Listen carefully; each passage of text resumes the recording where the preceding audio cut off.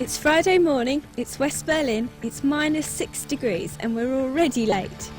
I've flown from London in Depeche Mode's jet to pick them up and fly down to Nice. From there it's a lightning dash across the border into Italy, where the band are appearing in the San Remo Song Festival. Now the work really starts. As we take off over the Berlin Wall, I have to interview Andy Fletcher. So what were you doing in Berlin?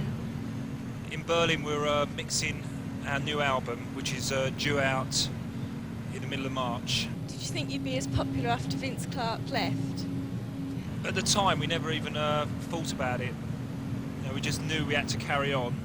You know, we'd given up our jobs and things, and fortunately we had another good songwriter in the band. Well, pretty good anyway. And we managed to still carry on our success. What's the most unique fan letter you've ever received? I don't get any. I had this massive jumper from a Japanese fan, knitted jumper, and she said, I from your picture I estimated your size, and she goes, I know you're tall, and it's absolutely like the sleeves sort of like come down to about here, and it's like a dress. My first interview in the can, and I suddenly realised we're over the Alps. This may be the last chance I have to play the tourist. A quick glimpse of Mont Blanc from 30,000 feet and it's back to the notepad. I wonder who's next. In no time at all we're on final approach to Nice, which looks pretty cold for the south of France. From their show of appreciation as we land, I don't think the band like flying. We rush through customs and immigration and we're still pushing the clock. But there's just time for Dave, the lead singer, to be a gentleman.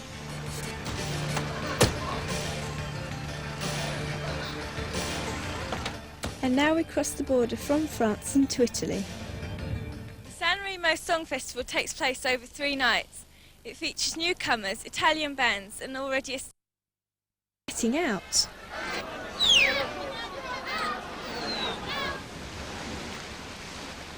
When I caught up with Dave, his answers were brief but modest.